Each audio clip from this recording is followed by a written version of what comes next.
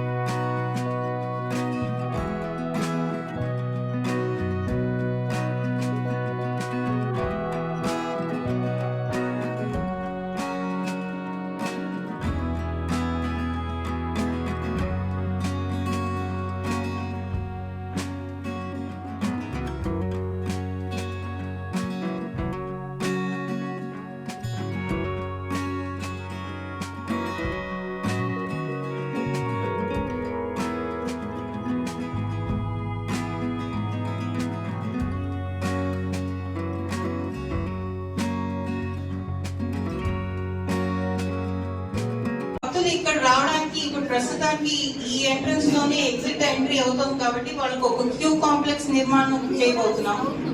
South entrance తీసేయాలని చెప్పేసి east entrance నుంచి enter అయ్యి ఈ క్యూ కాంప్లెక్స్ నుంచి వచ్చి ఈ నార్త్ లోకి ప్రాకారంలోకి గుళ్ళోకి రావాలనే ఉద్దేశంతో క్యూ కాంప్లెక్స్ 6,000 మందికి మహిళలకు ఫ్రీ బస్ ట్రావెల్, 500 రూపాయల గ్యాస్ సిలిండరు, మా రాజీవ్ ఆరోగ్యశ్రీ స్కీమ్ కింద 10 లక్షల రూపాయలు.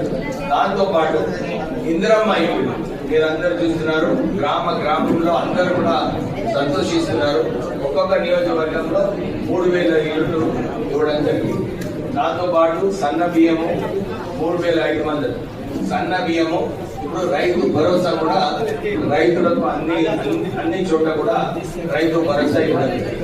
కానీ భాష ఇక్కడ చదువు అందరూ కూడా పిల్లలకు తీసుకొచ్చి ఇక్కడ మంచి చదువు కల్పించాలని అని చెప్పి ఇక్కడ మొక్కుకున్న తర్వాత వాళ్ళందరికీ కూడా చదువులో ధ్యాస రావాలని చెప్పి ఈ ఆదాయంకి ముఖ్యమైన విషయం. రాష్ట్ర ప్రభుత్వం కూడా విద్యారంగంలో అన్ని చోట్ల కూడా ఇంటిగ్రేటెడ్ స్కూల్స్ పెట్టాలి. ఇంటిగ్రేటెడ్ స్కూల్స్ ద్వారా అందరికీ మంచి విద్య రావాలని చెప్పి ఈ ఆలోచనతో ఖజానా ఖాళీ అయినప్పటికీ కూడా టీఆర్ఎస్ ప్రభుత్వం ఏదైతే 60,000 కోట్ల అప్పుతోనే 8 లక్షల కోట్ల అప్పు తెచ్చినప్పటికీ కూడా విద్య గురించి రాష్ట్ర ప్రభుత్వము అన్ని బడ్జెట్లలో మన ఇంటిగ్రేటెడ్ స్కూల్స్ కోసం కూడా పెట్టడం జరిగింది.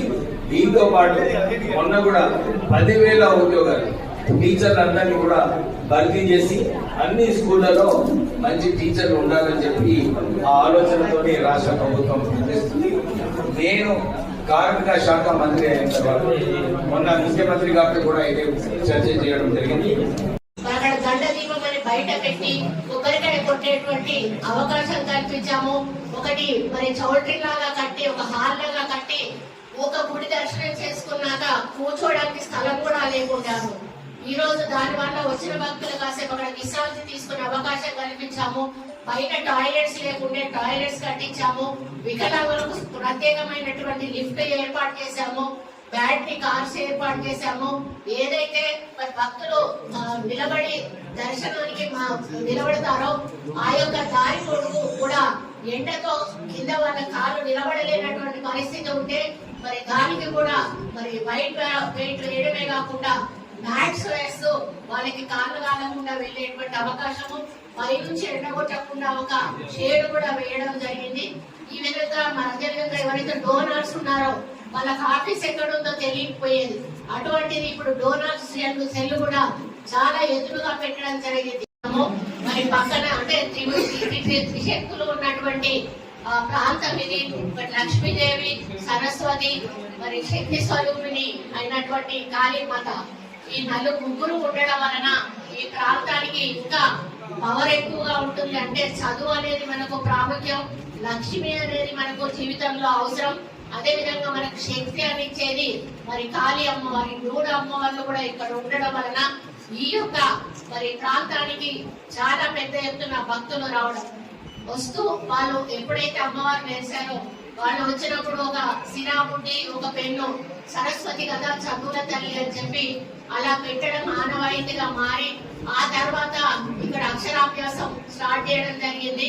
మరి ఎక్కడెక్కడి నుంచో చిన్న పిల్లలను తీసుకొని వచ్చి పెద్ద ఎత్తున భాషల్లో అక్షరాభ్యాసం చేస్తే మనం ఈ కార్యక్రమాన్ని ముందుకు తీసుకెళ్తున్న తరుణంలో మరి లాస్ట్ టైం 95% మేము టార్గెట్ రీచ్ అవ్వడం జరిగింది. అన్ని డిపార్ట్మెంట్ల వాళ్ళ సహకారంతో ఈసారి కూడా 18,000 కోట్ల మొక్కలు నాటాలని చెప్పి నిర్ణయించుకున్నాము. ఈసారి 100% రీచ్ అవ్వడానికి మేము తప్పకుండా ప్రయత్నం చేస్తామని తెలియజేస్తా ఉన్నాను. ఇక్కడ ఉన్న వాళ్ళందరికీ కూడా ఒక్కొక్కటి విజ్ఞప్తి చేస్తా ఉన్నాను. మనిషి ఒక మొక్క, మరి అమ్మ పేరు మీద అని చెప్పి మన ప్రధానమంత్రి గారు అన్నట్టుగా మనకు ఇష్టమైన వారి పేరు మీద, ఎవరి పేరు మీద కూడా మనిషి ఒక మొక్కను నాటినా కూడా అది రేపు భవిష్యత్తు తరాలకు మనకి ఇక్కడ మరి కాలుష్య నివారణకు గాని, మన ఆరోగ్యంగా ఉండడానికి గాని, మరి ఎటువంటి పర్యావరణంలో ఎటువంటి వెళ్ళి అందులోంచి ఏర్కొచ్చి వాళ్ళు బయట వాళ్ళ యొక్క జీవనోపాధికి ఉపయోగపడే అవకాశం ఉంటుంది. కాబట్టి ఆ విధంగా కూడా మేము ఇవ్వాలని, అన్ని డిపార్ట్మెంట్స్ కు కూడా మేము ఒక టార్గెట్ కూడా ఇవ్వడం జరిగింది. ఇది ప్రతి సంవత్సరం కూడా జూలై మొదటి వారంలో వన మహోత్సవం ప్రారంభమై వర్షాకాలం పూర్తయ్యే వరకు కూడా ఈ యొక్క కార్యక్రమం కొనసాగుతుంది. కాబట్టి IIITలో VC గారు మీరు ఒక ప్రామిస్ చేసుకొని ప్రతి ఒక్క విద్యార్థి తోటి ఒక్కొక్క మొక్క నాటితే ఈ రోజు మీ దగ్గర ఉన్న 6,000 మంది విద్యార్థులు మీ స్టాఫ్ కలిపితే దాదాపు 6,200 వరకు వచ్చే అవకాశం ఉంటుంది. కాబట్టి మీకు గ్రీనరీ అనేది ఏర్పడినప్పుడు మీకు మంచి వాతావరణం ఉన్నప్పుడు పిల్లలు కూడా ఆ వాతావరణంలో మంచి ఆరోగ్యవంతమైన ఆరోగ్యంగా ఉండి చదువు మీద కూడా కొంచెం శ్రద్ధ చూపించి బాగా చదువుకునే అవకాశం ఉంటుందని కూడా ఈ సందర్భంగా తెలియజేస్తూ, ముఖ్యంగా గతంలో ఇక్కడ కొన్ని సమస్యలు వచ్చి మన ఇళ్లలో పడుతున్నాయి అంటే దానికి కారణం మనం చేసినటువంటి పొరపాటు వల్లనే అడవులు తరిగిపోవడం వలన ఈ రోజు ఇటువంటి విపత్తులు జరుగుతూ ఉన్నాయి. ఇవి జరగకుండా ఉండాలంటే మళ్ళీ మనం వనాలను పెంచాలి, ఫారెస్ట్ ను మరి అప్గ్రేడ్ చేయాలి. మనకి ఎక్కడ వీలుంటే అక్కడ ఖాళీ స్థలాలు ఉన్న చోట మనం చిన్నపాటి అడవిలాగా మొక్కలను పెంచాల్సిన అవసరం ఉన్నది. అవి కూడా కొన్ని చోట్ల సైంటిఫిక్ మొక్కలు పెంచాలి, కొన్ని చోట్ల హెల్త్ పరంగా ఉన్నట్టు మొక్కలను పెంచాలి, కొన్ని చోట్ల పూలు పండ్లు ఇట్లా ఏ ప్రాంతాలలో ఏ అవసరాలు ఉన్నాయో వాటిని బట్టి మనం మొక్కలను పెంచినట్టయితే అవి మన భవిష్యత్ తరాలకు కూడా హాని కలిగించకుండా ఉంటాయి. ముఖ్యంగా అడవి ప్రాంతంలో మేము ప్రత్యేకంగా మరి గిరిజనులకు ఉపయోగపడే అటువంటి చెట్లను నాటాలి. అదే విధంగా అందులో ఉన్నటువంటి పశువులు కానీ పక్షులు కానీ లేకపోతే అందులో నివసించే జీవరాశులు ఏవైతే ఉన్నాయో అవి తినగలిగేటువంటి ఫ్రూట్స్ ఇచ్చేటువంటి మరి మొక్కలను